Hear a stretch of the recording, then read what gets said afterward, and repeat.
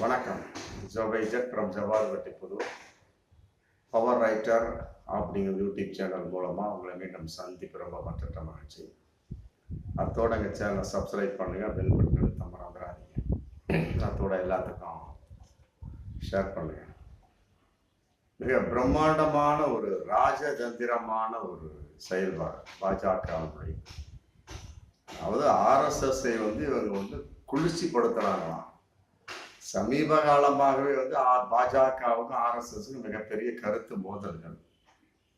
அதன் அடிப்படையில் நாடாளுமன்ற தேர்தலில் கூட இவங்க பாஜக ஆதரவாக எந்த பிரச்சாரமும் பண்ணல. மற்றபடி மோகன் பகத்துக்கும் மோடி ஏகப்பட்ட கருத்து வேறுபாடு இன்னைக்கு போயிட்டு தான் இருக்கு. அன்னைக்கு கூட பேசியிருந்தார். சில பேர் கட்சியில் இருந்து கொண்டு தன்னை கடவுளாக அவதரித்ததாக நினைத்து கொண்டிருக்கிறார்கள் அப்படின்னு சொல்லிட்டு மிக சாட்டையடித்தனமான ஒரு பேச்சை மோகன் பகத் பேசினார், ஆர்எஸ்எஸ் தலைவர். இந்த மாதிரி ஏகப்பட்ட அவங்களுக்குள்ளே கருத்து வேறுபாடுகள், குற்றச்சாட்டு டோட்டலா மோடியை ஆர்எஸ்எஸ்க்கு பிடிக்கவில்லை. அதுல எந்த ஒரு மாற்று கருத்துமே இல்லை. அது சம்பந்தமா மோடி பாஜகவின் சார்பாக நாடாளுமன்ற வேட்பாளராக அறிவிக்கப்பட மாட்டார், பிரதம வேட்பாளராக அப்படிங்கிற கருத்தும் போயிட்டு இருந்தது ஒரு போன வருஷம்லாம்.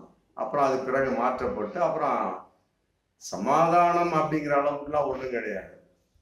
ஏகப்பட்ட இடங்கள்ல மோகன் பகத் பிஜேபிக்கு எதிராக, மற்றபடி மோடிக்கு குறிப்பாக எதிராக பேசிக்கொண்டிருந்தார். அவருடைய செயல்பாடு இருந்தது அப்படிங்கிற ஒரு வெளிப்பாடு.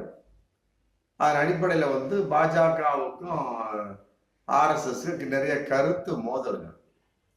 என்னதான் இருந்தாலும் ஆர்எஸ்எஸ் தாய் கழகம் இல்லையா, அங்கிருந்து வந்தவங்க தான் இவங்கெல்லாம். அவங்களுடைய ஒரு கொள்கையின் வெளிப்பாடு. மற்றபடி அவங்க என்னென்ன சொல்றாங்களோ அதை ஏற்றுக்கொண்டு இவர் நடத்திய ஒரு கட்சியின் வெளிப்பாடு தான் பாஜக. அதன் அடிப்படையில் அந்த கட்சியோட நாம் எதற்காக மீண்டும் மோதிக்கொண்டே இருக்கு, அந்த அமைப்போடு எதற்காக மோதிக்கொண்டிருக்க வேண்டும் அப்படிங்கிற கான்செப்ட்ல இன்னைக்கு ஒரு சமாதானத்தின் வெளிப்பாடாக அப்படியே முகத்துல ஜில்லுன்னு ஒரு ஐஸ் கட்டி வச்சா எப்படி இருக்கும், அது மாதிரி ஒரு மிகப்பெரிய ஒரு தடையாக இருந்த ஒரு விஷயத்தை நீக்கிட்டாங்க இந்த மோடி அரசு. 2 தடவை பதவி ஏற்றாங்க. அன்னைக்கு அதை பத்தி யோசிக்கல. 3ஆவது தடவை பதவி ஏற்றுக்க சமயத்துல அதை நீக்கிட்டாங்க. என்னன்னா 1966 மிகப்பெரிய ஒரு போராட்டம் ஆர்எஸ்எஸ் பண்ணியிருந்தாங்க. அதாவது பசுவை கொல்லுவதை ஒரு குற்றமாக கொள்ள வேண்டும். மாட்டுக்கறி வேற ஒண்ணும் கிடையாது.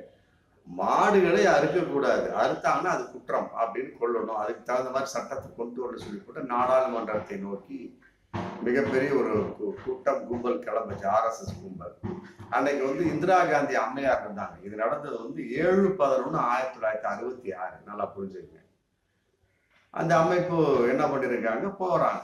இந்திரா காந்தி அம்மையார் அப்புறம் நாடாளுமன்றத்தை நோக்கி அப்புறம் போராட்டங்கிறப்ப நுழைய விட மாட்டாங்க. உடனே அதுக்கு தகுந்த ஏற்பாடுகள் பண்ணி மற்றபடி நுழைய விடாமல் தடுத்து நிறுத்தி அதுக்கு தகுந்த மாதிரி சட்ட திருத்தங்களை அது தடை போட்டு பண்ண வகையில் மிகப்பெரிய ஒரு கலவரம் போராட்டம் வருது. அதுல 7 பேர் இறக்குறாங்க, 7 பேர் இறந்துடுறாங்க. என்னடா இவ்வளவு மோசமான ஒரு கும்பலா அப்படின்னு என்ன பண்றாங்க, இந்திரா காந்தி அம்மையார் அன்னைக்கே ஆர்எஸ்எஸ் தடை பண்ணிடுறாங்க 1966. இதே மாதிரிதான் 1948 மகாத்மா காந்தியை இவர்கள் சுட்டார்கள் அப்படிங்கிற கான்செப்ட சர்தார் வல்லபாய் பட்டேல் தடை பண்ணிடுறாரு 1948. இந்த இயக்கம் 1925 ஆரம்பிக்கப்பட்டது. நல்லா புரிஞ்சுக்கிட்டீங்களா? ஆமா, 1948 ஒரு தடை, மற்றபடி 1966 ஒரு தடை. அதுக்கு முன்னாலே கூட சர்தார் வல்லபாய் பட்டேல் இன்னொரு தடை பண்ணாங்க. மொத்தம் 3 தடவை தடை செய்யப்பட்டது.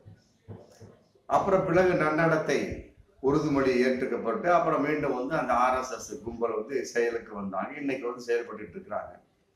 வரக்கூடிய 2025 என்பது ஆர்எஸ்எஸ் 100ஆண்டு விழா. அதன் அடிப்படையில ஒரு மிகப்பெரிய ஒரு ராஜதந்திரமான ஒரு செயல்பாடு. அதாவது சொன்ன பாருங்க, 1966 7/11/1966 பசுக்களை கொல்வதை குற்றமாக கொள்ள வேண்டும் அப்படிங்கிற கான்செப்ட்ல அது மிகப்பெரிய கலவரமாக வெடித்து இந்திரா காந்தி அம்மையார் ஆர்எஸ்எஸ் தடை பண்ணிடுறாங்க.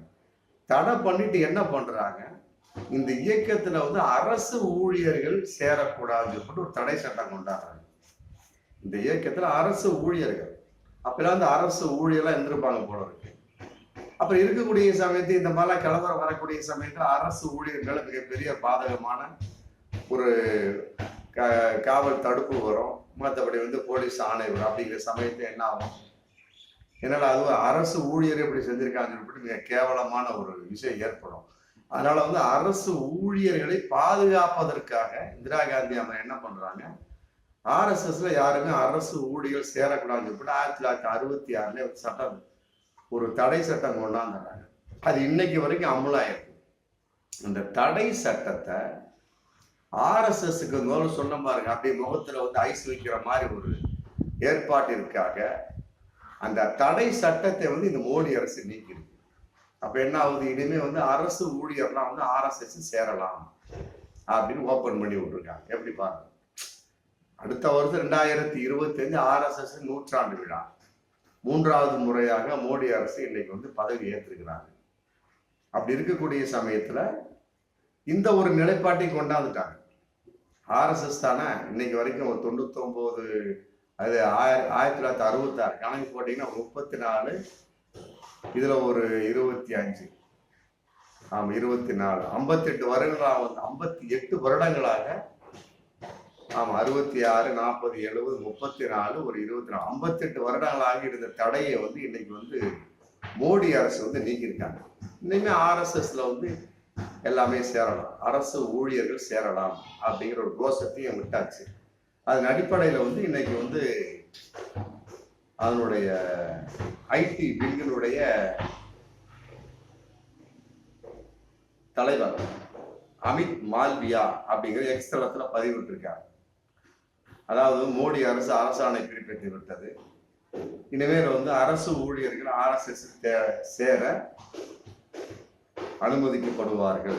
ஆமா, அனுமதி இல்லை அப்படிங்கிற அந்த இது சரத்து வந்து நீக்கப்படுகிறது, திரும்ப பெறப்படுகிறது அப்படின்னு சொல்லிட்டு போட்டார்.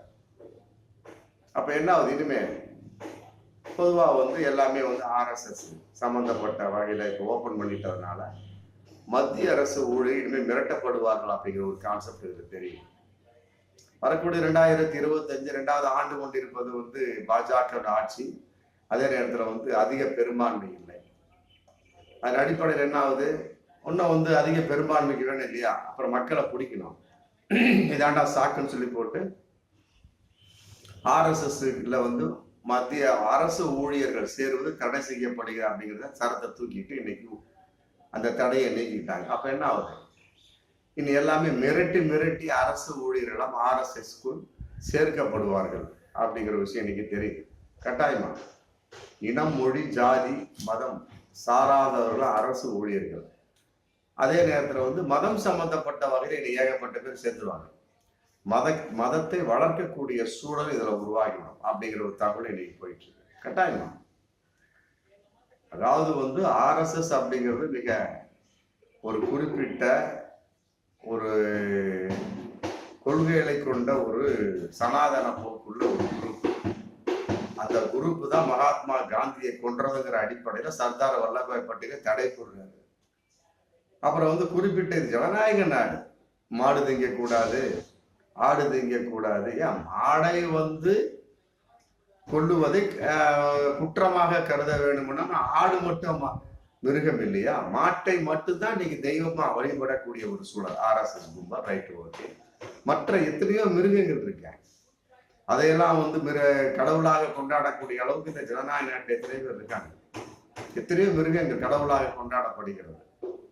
அப்ப அதையெல்லாம் விட்டு போட்டு மாட்டை மட்டும் அப்படின்னா என்ன காரணம், இஸ்லாமியனும் அதை வந்து சாப்பிடுகின்றான். அதான் விஷயம், வேற கிடையாது.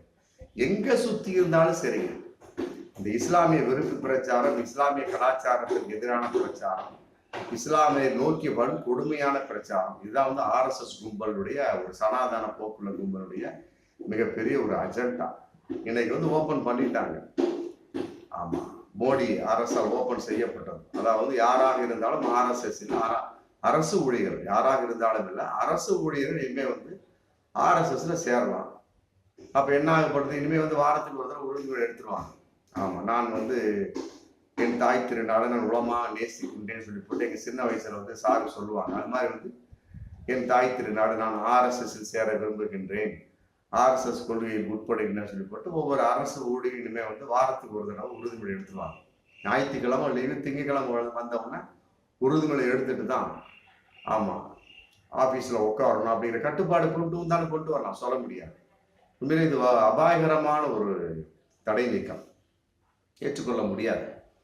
எனது ஜனநாயக நாடு. அதே நேரத்தில் வந்து இவருடைய ஒரு குறிப்பிட்ட கொள்கைக்கெல்லாம் வந்து மக்கள் வந்து தலையாட்டி கொண்டிருக்க முடியாது. அதே நேரத்தில் இன்னொரு விஷயத்தை நம்ம பார்க்கணும். 1955 2015 பார்க்கக்கூடிய அந்த காலகட்டத்தில் இஸ்லாமியருடைய வந்து எண்ணிக்கை வந்து 43% வந்து அதிகமாக இருக்கு இந்தியாவில். புரியுதுங்களா? அதே நேரத்தில் அதே கால அளவு 1955 to 2015 இந்துக்களின் எண்ணிக்கை வந்து 7.8% மேல குறைஞ்சிருக்கு. அப்ப இதன் அடிப்படையில் கூட இவங்க திங்க் பண்ணுவாங்க, ஏதாவது ஒரு வகையில இஸ்லாமியர்களுக்கு குடைச்சல் கொடுத்துக்கிட்டே இருப்பது. இப்ப அரசு ஊழியங்கிற கான்செப்ட் வரக்கூடிய சமயத்துல ஒரு இஸ்லாமியன் ஒரு அரசு ஊழியனா வரவான்னு வச்சுக்க, நீங்க வந்து RSS செயல்ராஜ்யம் போட்டு கழுத்தை பிடிச்சி நெருப்பாங்க. அந்த அளவுக்கு ஒரு சட்ட திருத்தம் கொண்டு வர வாய்ப்பு இல்லாக்கிட்டாருன்னு கூட ஒரு மறைமுகமான முறை இந்த தேர்தல் அந்த எலக்ட்ரோ பாண்டு போட்டாங்க பார்த்தீங்களா, ஒரு ஒப்பந்தமா இத்தனை கோடிக்கு வந்து தேர்தல் பாண்டு போட்டு வந்து சட்ட ரீதியான ஊழல். சிதம்பரம் சொன்ன மாதிரி வந்து தேர்தல் பாண்டு மாதிரி இது ஒரு விஷயம், நல்லா புரிஞ்சுங்க.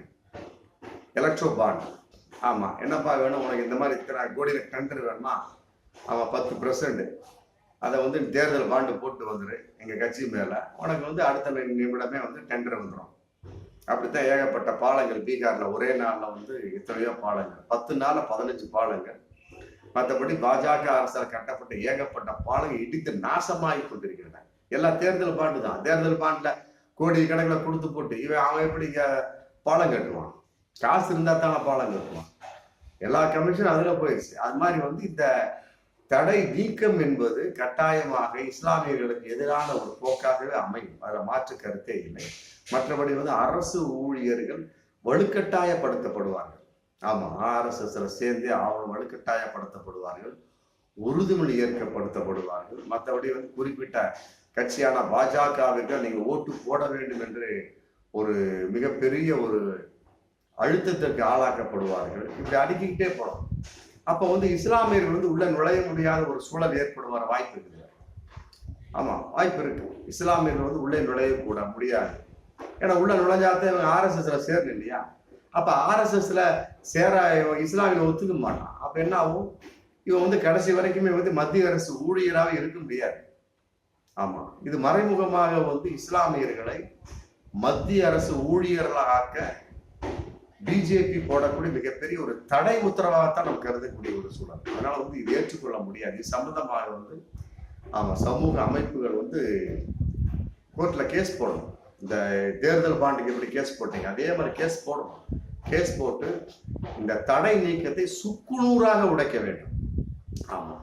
தடை நீக்கத்தை சுக்குநூறாக உடைக்க வேண்டும். பாஜக என்பது அது தனிப்பட்ட அது கட்சியாக இருந்தாலுமே கூட அதன் அடிப்படையில் எழுந்த அந்த தடை நீக்கம் வந்து ஏற்றுக்கொள்ள முடியாது. 1966 போடப்பட்ட ஒரு தடை நீக்கம், தடை இன்னைக்கு நீக்கப்பட்டிருக்குதுன்னா காரணம் என்ன? இன்னைக்கு அறுதி பெரும்பான்மை இல்லாமல் இருந்து கொண்டிருக்கிறார். அதன் அடிப்படையில வந்து உறுப்பினர் சேர்த்தான்னு வைங்களேன், அரசு ஊழியர் எல்லாமே வந்து பாஜகவுடைய அடி வருடைகளாக, மற்றபடி பாஜக அனுதாபில போயிட்டு வச்சுக்கோங்க, ஓட்டு சாதாரணமா கிடைச்சிடும். அப்ப 2023 யாருடைய தயவு வேணாம்? நிதிஷ்குமார் தயவு வேணாம், சந்திரபாபு நாயுடு தயவு வேணாம். டக்குன்னு ஸ்டார்ட்டாவே வந்துடலாம் அப்படிங்கிற மிக பயங்கரமான ஒரு திட்டத்தின், மறைமுக திட்டத்தின் வெளிப்பாடு. இது மிகப்பெரிய ஒரு ராஜ தந்திரம். அதனால சுக்கு நூறாக உடைக்கப்பட வேண்டிய இந்த தடை நீக்கம் சமூக ஆர்வலர்கள் கட்டாயமாக நிறைவேற்றப்படும். அதை மாற்று கருத்து. அப்படித்தான் தேர்தல் பாண்டையும் மிகப்பெரிய கேள்விக்குறி ஆக்குனாங்க. அதே மாதிரி இந்த தடை நீக்கத்தின் கேள்விக்குறி ஆக்குவார்கள் என்பதில் எந்த ஒரு மாற்று கருத்தையும் இல்லை. பார்ப்போம், வரும் காலங்கள் பதில் சொல்லும். மீண்டும் அடுத்த வீடியோ சந்திப்போம். நன்றி.